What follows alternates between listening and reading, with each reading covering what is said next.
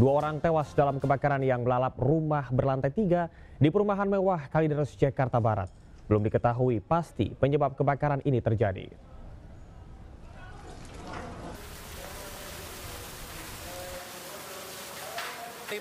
Saat ini masih dalam Rumah mewah berlantai 3 masih membutuhkan solo ambon yang banyak. Di kawasan Pegadungan Kalideres, Jakarta Barat terjadi kebakaran. Petugas damkar segera berupaya melakukan pemadaman agar api tidak merambat ke bangunan rumah lain. Belum diketahui pasti penyebab kebakaran dan api bisa dijinakan 1 jam kemudian setelah petugas mengerahkan 15 unit mobil pemadam kebakaran. Sementara itu saat proses pendinginan, petugas menemukan 2 korban jiwa. 1 korban jasadnya ditemukan di kamar mandi bernama Koh Abun dan korban yang kedua di kamar tidur bernama Arianto. Diduga kedua korban tidak bisa menyelamatkan diri saat api membesar karena tengah tertidur.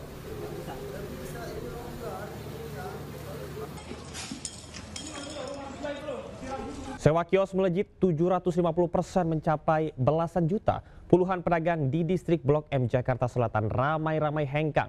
Gubernur Pramono Anung turun tangan dan meminta sewa kios UMKM dan distrik Blok M tak lebih dari 1,5 juta rupiah. Biasanya 3,5. Viral, sejumlah pedagang di distrik Blok M kesal dan merusak plang nama kios miliknya. Puluhan pedagang ini kecewa lantaran sewa kios tiba-tiba melejit 500 hingga 700%, yaitu dari biasanya 3,5 juta menjadi 15 juta per bulan. Akibat harga sewa melonjak tajam, puluhan pedagang ramai-ramai hengkang dari distrik Blok M. Hanya tersisa 1-2 kios makanan yang masih buka. Kawasan distrik Blok M mulai bergeliat 1-2 tahun terakhir setelah mati suri akibat pandemi. Kawasan favorit anak muda dan keluarga ini dimiliki PT MRT Jakarta, namun pengelolaannya diserahkan ke koperasi swasta. Dari keterangan PT MRT ada batas atas dan bawah biaya sewa kios distrik Blok M, yaitu sebesar 300.000 untuk anggota koperasi dan 1,5 juta untuk non-koperasi. Nilai tersebut sudah termasuk biaya listrik dan air, namun koperasi pengelola mematok tarif sewa jauh lebih tinggi dari aturan. Usai viral sewa kios Blok M Plaza melonjak tajam, Gubernur Jakarta Pramono Anung meminta PT MRT mengevaluasi kerjasama dengan koperasi swasta. Pramono juga meminta pengelola patuh aturan batas atas sewa kios yang telah ditentukan. Dalam kerjasama itu sebenarnya batas atas untuk tarif sudah dikenakan. Ternyata tarif yang dipungut lebih dari itu. Dan ketika masyarakat yang datang di Blok M rame, kemudian pengelola ataupun koperasi yang mengelola itu menaikkan semena-mena. Jadi kalau tidak bisa ditertibkan, saya minta untuk dibatalkan. Selain meminta pengelola menerapkan sewa wajar, Pramono meminta PT MRT Jakarta untuk menggratiskan sewa kios selama 2 bulan bagi UMKM. Dari Jakarta, tim Liputan iNews melaporkan. Pusat kuliner favorit di distrik Blok M Jakarta Selatan ditinggal hengkang puluhan pedagang. Sudah ada rekan Anissa Rizkia di distrik Blok M. Anissa, bagaimanakah situasi distrik Blok M saat ini? Ya, Camar dan juga pemirsa, hari ini di distrik Blok M situasinya sudah mulai ditinggalkan oleh para pemilik toko, yaitu dari total 91 toko di sini hanya ada sekitar 57 toko yang bertahan, dan tempat saya melaporkan inilah kondisinya, sejumlah kios masih tertutup rapat karena mereka memilih untuk pindah ke tempat yang sudah disediakan oleh pihak pemerintah DKI Jakarta. Dan saya akan langsung berbincang dengan salah satu pedagang yang sudah berjualan kurang lebih 20 tahun. Ada Bapak Masdar di sini. Bapak, boleh diceritakan apa dampak yang Bapak rasakan setelah para pemilik kios akhirnya menutup toko mereka di sini? Ya, kalau saya sih nggak kena pengaruh. Karena di sini kan udah 20 tahun betah gitu. Ya. Oke. Nah, kalau melihatnya ini kan memang banyak kios-kios yang akhirnya memilih pindah ke Blok M Hub. Itu adalah tempat yang digratiskan oleh pemerintah Jakarta selama 2 bulan nanti. Bapak nggak berniat untuk pindah ke sana juga? Kalau saya nggak berniat sih, udah betah di sini. Oke. Nah, mungkin ada harapan dengan kondisi yang Bapak rasakan saat ini dengan teman-teman yang masih bertahan di area distrik Blok M ini? Berharap apa kepada pemerintah? Ya, berharap Ada kebijakan untuk meramaikan? Untuk meramaikan apa namanya MRT ya? Lokasi ini? Lokasi ini ya, buat ngeramaikan lokasi ini gitu, biar maju lagi kayak kemarin-kemarin. Baik, baik. Terima kasih Bapak Masdar atas waktunya. Itu tadi Camar dan juga pemirsa, salah satu pedagang yang mengeluhkan memang dengan adanya kondisi ini, mereka ingin pemerintah untuk dapat memberikan kebijakan dan bisa menghidupkan kembali roda perekonomian mereka, tempat mereka berjualan, yaitu di distrik Blok M Jakarta. Demikian, saya kembali kepada Anda di studio. Baik, terima kasih rekan Aisyah Rizkia langsung dari Blok M Jakarta. Selamat bertugas kembali. Pemirsa, belasan plat anak tangga jembatan penyeberangan orang atau JPO yang tengah diperbaiki hilang dicuri di Jalan Daan Mogot, Cengkareng, Jakarta Barat. Akibatnya proses perbaikan pun menjadi terganggu.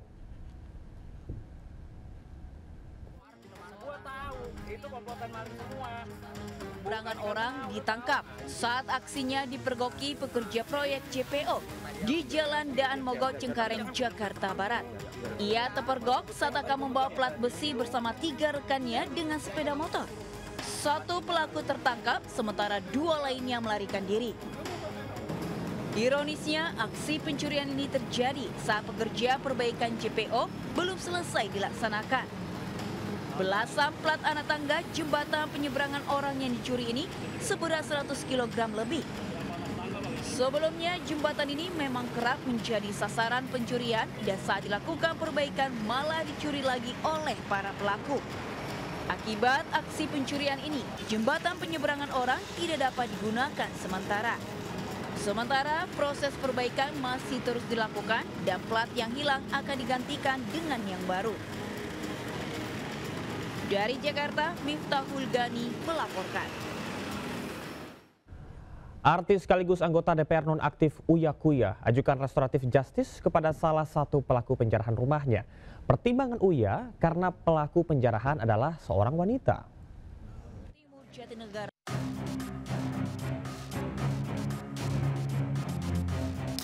Uya Kuya bersama istri mendatangi kantor unit PPA Polres Jakarta Timur Jatinegara untuk bertemu salah seorang pelaku penjarahan rumahnya. Uya mengajukan restoratif justice terhadap pelaku yang telah mengambil AC dari rumahnya. Pelaku adalah seorang perempuan dan mengaku hanya mengambil barang rongsokan dari depan rumah Uya. Menurut Uya, keputusan itu diambil atas dasar kemanusiaan terhadap pelaku. Cucunya juga bisu, disabilitas, oke. Terus udah gitu juga suaminya juga tukang parkir dan tinggal dengan anaknya dan cucunya ya. Dan tadi saya memutuskan, saya mengambil inisiatif untuk saya yang mengajukan restoratif justice. Sebelumnya, polisi telah menangkap belasan orang yang diduga pelaku penjarahan rumah artis sekaligus anggota DPR RI nonaktif ini saat unjuk rasa beberapa waktu lalu. Dari 18 orang yang diamankan, 10 orang resmi ditetapkan sebagai tersangka. 4 diantaranya terbukti menyerang petugas, 6 lainnya terbukti melakukan penjarahan, salah satunya di bawah umur. Sementara 8 orang lainnya berstatus saksi dan sudah dipulangkan. Hingga kini polisi belum menunjukkan identitas para pelaku termasuk motif penjarahan dan penyerangan petugas. Sabtu malam 30 Agustus, ratusan orang menggeruduk dan menjarah barang-barang yang ada di rumah Uya Kuya di Durensawi, Jakarta Timur. Tim Liputan iNews melaporkan. Pemirsa, ratusan pelajar yang terlibat aksi anarkis ditangkap oleh polisi di Grobogan, Jawa Tengah. Dikembalikan ke orang tuanya. Isak tangis orang tua pecah saat tiba di Polres.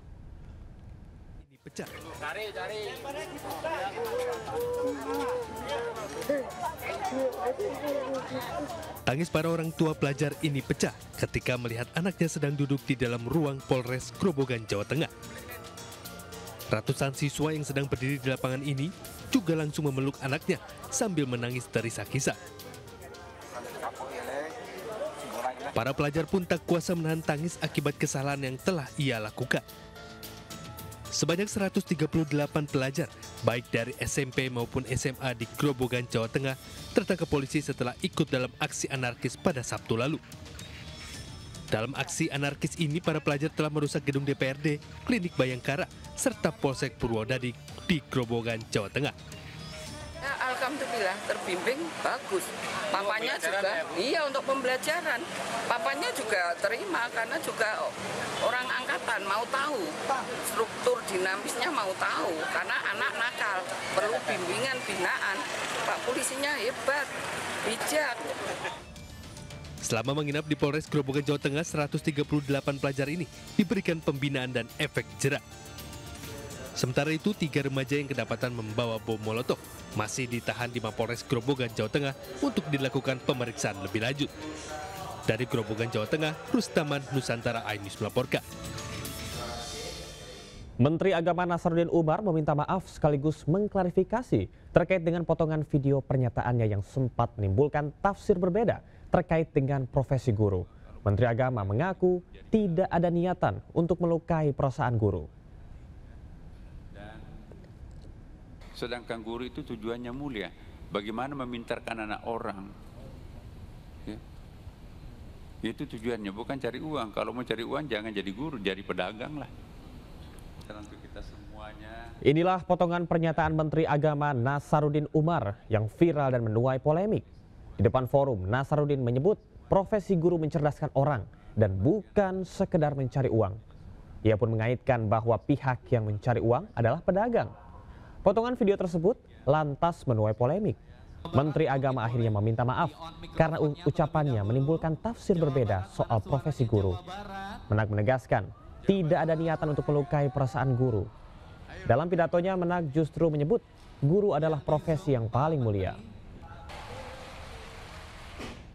Bahwa potongan pernyataan saya tentang guru menimbulkan tafsir yang kurang tepat dan melukai perasaan sebagian guru. Untuk itu saya sekali lagi mohon maaf yang sebesar-besarnya. Tidak ada niat sedikit pun bagi saya untuk merendahkan profesi guru. Pimpinan DPR menerima perwakilan mahasiswa di Kompleks Parlemen Jakarta. Pertemuan digelar untuk menyerap aspirasi dan menjawab tuntutan yang belakangan menguat di berbagai aksi demonstrasi. Baik dari BEM ataupun OKP yang ada di Indonesia. Ratusan perwakilan mahasiswa bertemu dengan 3 pimpinan DPR di gedung DPR RI Rabu siang. Wakil Ketua DPR Sufmi Dasko Ahmad, Saan Mustafa, dan Cucun Samsurizal hadir langsung menerima perwakilan mahasiswa. Dalam pertemuan ini, mahasiswa menyoroti penanganan demonstrasi yang dinilai masih represif, menolak kenaikan tunjangan DPR, serta mendesak pengesahan RUU perampasan aset. Menanggapi tuntutan tersebut, pimpinan DPR menegaskan kesiapan untuk menyerap aspirasi dan mencari jalan keluar bersama mahasiswa. DPR menyatakan dialog terbuka akan terus diupayakan sebagai langkah rekonsiliasi. Baik dari BEM ataupun OKP yang ada di Indonesia, itu adalah bentuk kecil. Kompol Kosmas Kajugai, polisi yang duduk di samping pengemudi rantis penabrak Afan Kurniawan, diputus pemberhentian tidak dengan hormat alias dipecat dari Polri. Putusan tersebut dibacakan dalam sidang Komisi Kode Etik di Div Propam Polri kemarin. Kompol Kosmas terbukti menabrak Afan hingga tewas saat demo ricuh pekan lalu. Pemberhentian tidak dengan hormat atau PTDH sebagai anggota Polri. Kompol Kosmas Kajugai, anggota Brimob yang duduk di samping pengemudi rantis Mahut, dipecat dari Polri. Dandion Resimen 4 Kor Brimob Polri ini dijatuhi putusan pemberhentian tidak dengan hormat dalam sidang Komisi Etik Div Propam Polri Rabu siang. Propam Polri menilai Kosmas Kajugai melakukan pelanggaran berat saat penanganan demo ricuh dan menabrak pengemudi ojek online Afan Kurniawan hingga tewas. Mendengar putusan pemecatan, Kosmas Kajugai menangis. Menyatakan ia tak memiliki niat melindas Afan. Ia menyebut peristiwa itu di luar dugaannya. Sungguh-sungguh demi Tuhan, bukan ada niat untuk membuat orang celaka, tetapi sebaliknya. Namun peristiwa itu sudah terjadi. Sungguh-sungguh di luar dugaan. Sidang Komisi Etik Div Propam Polri menghadirkan pengawas eksternal termasuk dari Kompolnas. Tim Liputan iNews melaporkan. Artis Wanda Hamidah ikut bergabung bersama dengan ratusan aktivis dunia berjuang menembus blokade Gaza oleh Israel. Saat ini Wanda masih berada di Tunisia menunggu keberangkatan menggunakan puluhan kapal laut mengarungi Laut Mediterania. Di Tunisia, artis Wanda Hamidah mengikuti pelatihan khusus sebelum mengingat sulitnya perjalanan menembus blokade Gaza. Selain Wanda Hamidah, ada juga puluhan aktivis kemanusiaan Indonesia lain, termasuk influencer Ciki Fauzi. Dari 72 kapal yang akan dinaikkan ratusan aktivis ke Gaza, Indonesia menyediakan 5 kapal hasil sumbangan donatur di tanah air.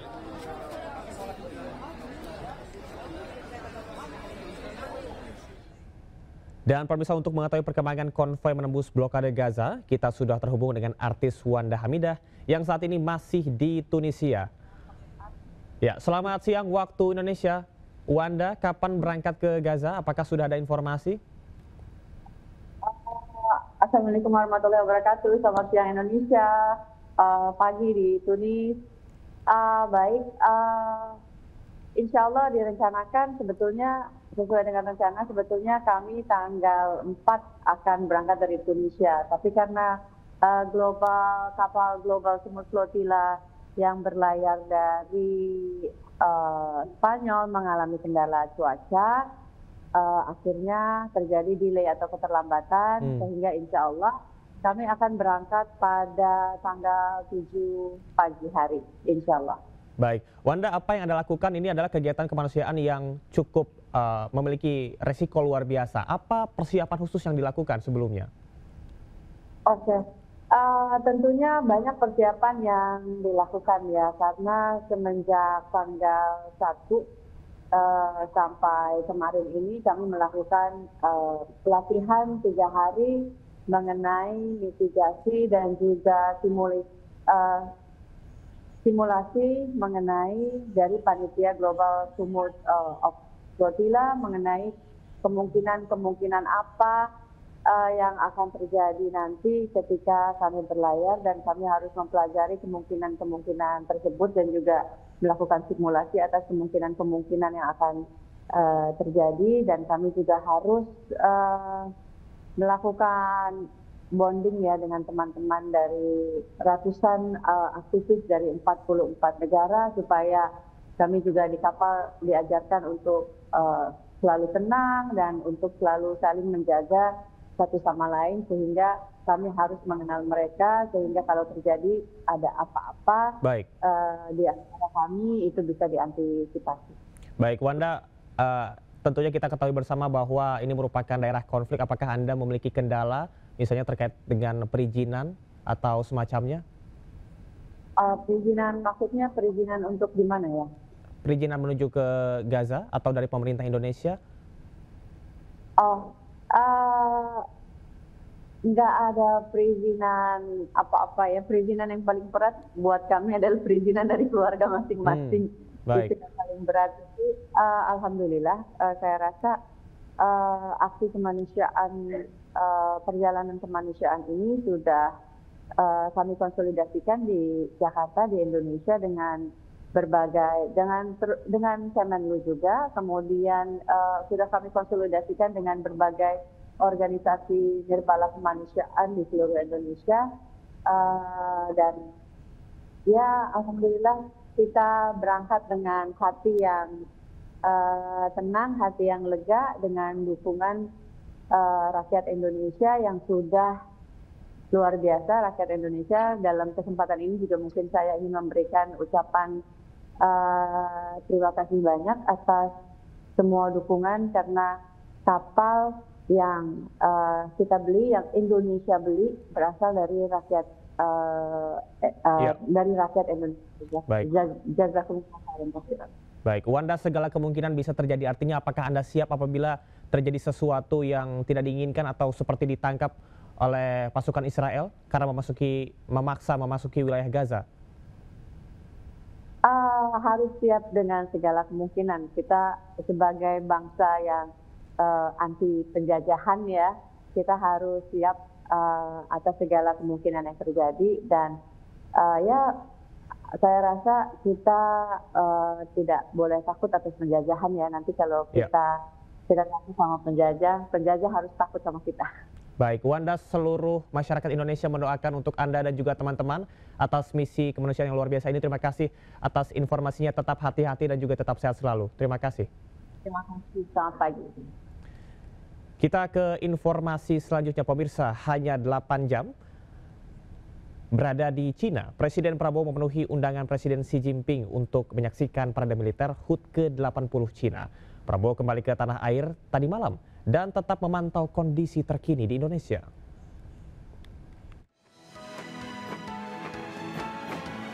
Parade militer dalam rangka peringatan HUT ke-80 Cina berlangsung meriah. Parade militer disaksikan 26 kepala negara, termasuk Presiden Prabowo yang berdiri di samping Presiden Rusia Vladimir Putin. Sebelumnya, para kepala negara juga berfoto bersama. Presiden Prabowo berdiri sejajar dengan Presiden Rusia Vladimir Putin, Presiden Cina Xi Jinping, dan pemimpin Korea Utara Kim Jong-un. Parade militer HUT ke-80 Cina berlangsung meriah.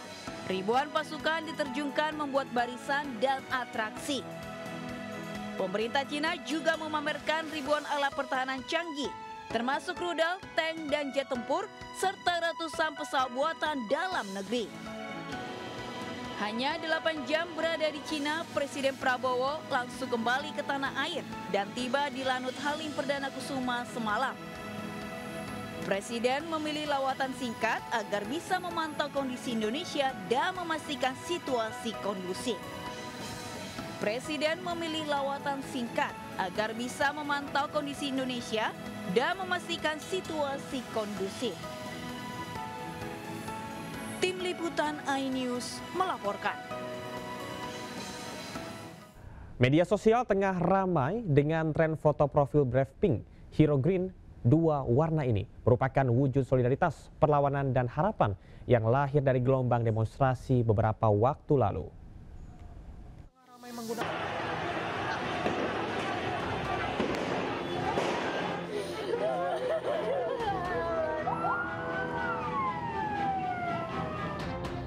Pengguna media sosial tengah ramai menggunakan tren foto berwarna Brave Pink dan Hero Green. Kedua warna ini menjadi bagian gerakan solidaritas dan aspirasi rakyat Indonesia menghadapi berbagai isu politik terkini. Di balik dua warna itu tersimpan dua cerita heroik yang menjadi pemantik kanvas perlawanan damai generasi digital Indonesia. Brave Pink menjadi penghormatan Ibu Ana yang fotonya viral mengenakan daster dan jilbab pink berdiri di hadapan barikade aparat saat demonstrasi. Ia menjadi simbol keberanian rakyat. Sementara Hero Green menjadi simbol duka sekaligus penghormatan bagi almarhum Afan Kurniawan yang meninggal di tengah kericuhan saat unjuk rasa terjadi. Warna hijaunya kini menjadi lambang kepahlawanan kaum pekerja. Gebrakan ini dengan cepat berkembang dan menghiasi media sosial para tokoh publik. Semua serempak mengenakan warna pink dan hijau sebagai pernyataan sikap seolah cara mereka berkata, kami melihat, kami mendengar, dan kami berdiri bersama. Wakil Presiden Gibran Rakabuming Raka digugat seorang warga ke Pengadilan Negeri Jakarta Pusat. Gibran dimintai membayar ganti rugi 125 triliun kepada negara. Gugatan perdata kepada Gibran disampaikan seorang warga bernama Subhan. Dalam gugatannya, Subhan meminta Gibran membayar ganti rugi materi dan imaterial sebesar 125 triliun yang disetorkan ke kas negara. Gugatan tersebut terkait dengan persyaratan dan juga penetapan calon wakil presiden yang dinilai tidak sesuai ketentuan. Penggugat meminta hakim menyatakan Gibran telah melawan hukum dan menyatakan status Gibran sebagai wapres tidak sah. Selain menggugat Gibran, Subhan juga menggugat Komisi Pemilihan Umum. Pihak PN Jakarta Pusat menyatakan sidang kasus perdata Gibran akan digelar mulai 8 September mendatang.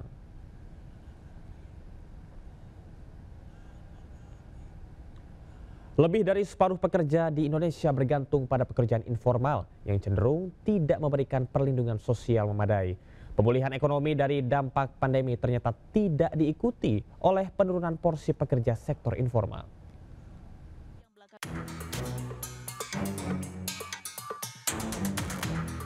Tragedi yang menimpa Alfon Kurniawan serta pengemudi ojek daring lain yang meninggal saat aksi unjuk rasa memperlihatkan kerentanan pekerja informal yang belakangan menjadi penyangga ekonomi perkotaan.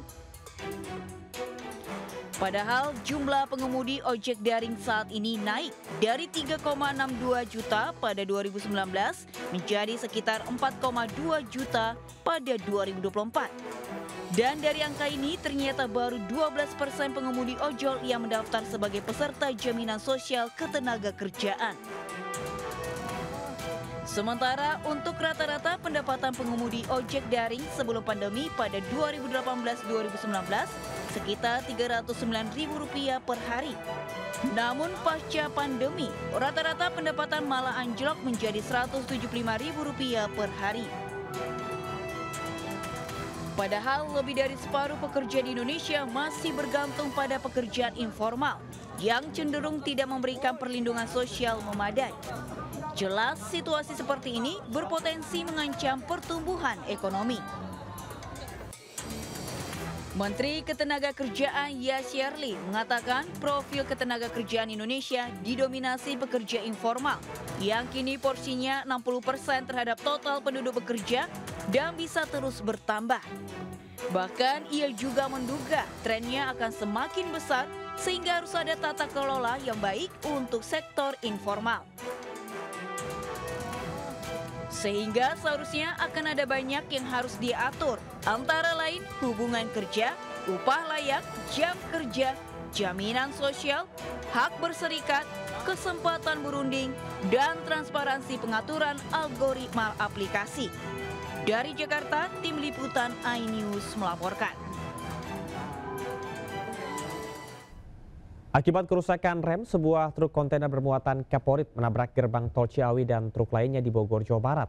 Akibat kecelakaan ini, 2 gerbang tol rusak dan 1 pegawai jasa marga mengalami luka ringan, sementara sopir truk melarikan diri.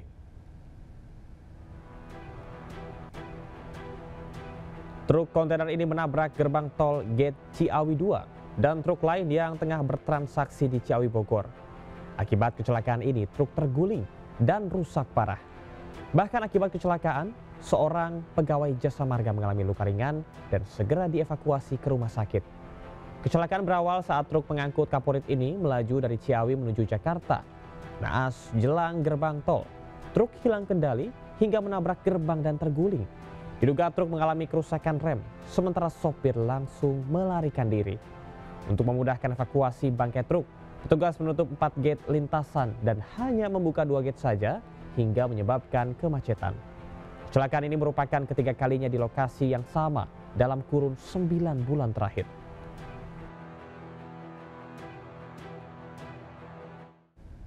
Seorang sopir nekat membawa kabur mobil pembawa uang senilai 10 miliar rupiah di Solo, Jawa Tengah. Hingga kini polisi masih memburu pelaku yang sudah diketahui lokasinya. Seorang karyawan bank yang sudah bekerja sejak tahun 2018 kini tengah diburu polisi karena membawa kabur mobil pembawa uang senilai 10 miliar rupiah di Solo, Jawa Tengah. Kasus berawal saat pelaku dan rekannya mengambil uang sebesar 6 miliar rupiah di Bank Indonesia, kemudian dilanjutkan ke kantor cabang bank di Jalan Slamet Riyadi Solo untuk mengambil uang 5 miliar rupiah. Namun karena uang yang tersedia baru 4 miliar, mereka menunggu kekurangan 1 miliar rupiah. Saat petugas keamanan izin ke toilet, kesempatan tersebut dimanfaatkan untuk kabur membawa uang sebesar 10 miliar rupiah. Kini polisi tengah memburunya dan lokasi sudah diketahui. Pemirsa, viral aksi sopir truk tinja membuang limbah sembarangan ke aliran Sungai Ciliwung di Kota Depok. Saat dipergoki, pelaku pun langsung tancap gas.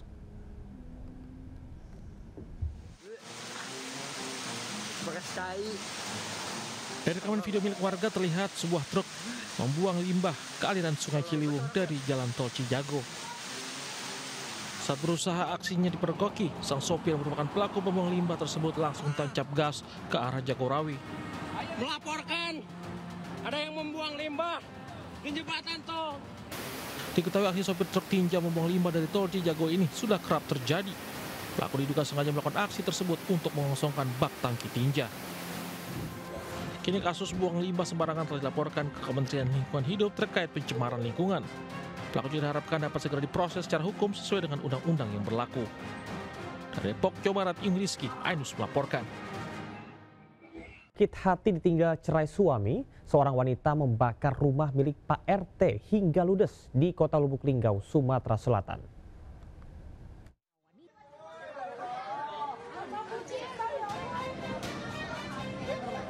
Kebakaran rumah terjadi di Kelurahan Mesat, Kota Lubuk Linggau, akibat dibakar seorang wanita penghuni rumah sebelumnya. Rumah milik ketua RT tersebut dengan api membumbung tinggi. Warga bersama dengan petugas pemadam kebakaran berjibaku memadamkan api. Pembakaran rumah dipicu amarah pelaku yang kecewa karena ditinggalkan suaminya. Pelaku sakit hati setelah rumah miliknya dijual oleh suaminya. Sementara suami pelaku kabur. Pelaku diduga dalam pengaruh narkoba. Pelaku marah saat diamankan polisi. Dilakukanlah pembakaran sehingga mengakibatkan kebakaran rumah tersebut. Untuk kerugian sendiri rumah yang dibakar? Jadi untuk kerugian ditaksir sebesar kurang lebih 150 juta. Tersangka terancam hukuman 12 tahun penjara. Dari Lubuk Linggau, Sumatera Selatan, Sudirman melaporkan. Puluhan santri di Pondok Pesantren Baitul Quran, Kota Depok, diduga mengalami keracunan makanan. Dalam kurun 3 hari, sebanyak 72 santri mengalami gejala demam, pusing, muntah, dan diare hingga harus mendapatkan perawatan medis.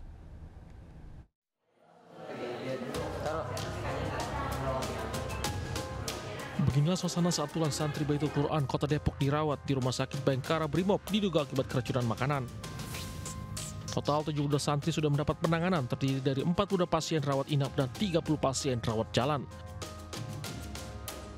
Sebanyak 10 pasien rawat inap telah pulang sehingga kini 32 santri masih dirawat di Rumah Sakit Bayangkara Brimob. Untuk pengecekan sampel muntahan pasien telah diserahkan kepada Dinas Kesehatan oleh petugas Puskesmas untuk pemeriksaan laboratorium. Kini pihak rumah sakit dan Dinas Kesehatan Kota Depok masih melakukan pemantauan intensif hasil pemeriksaan laboratorium. Diharapkan dapat segera mengungkap sumber penyebab keracunan massal ini. Dari Depok, Jawa Barat, Im Rizky, Ainus melaporkan. Sepasang kekasih ditangkap polisi lantaran nekat menguburkan janin bayi di semak-semak di Semarang, Jawa Tengah. Sebelumnya pelaku meminum obat untuk menggugurkan kandungannya yang berusia 5 bulan.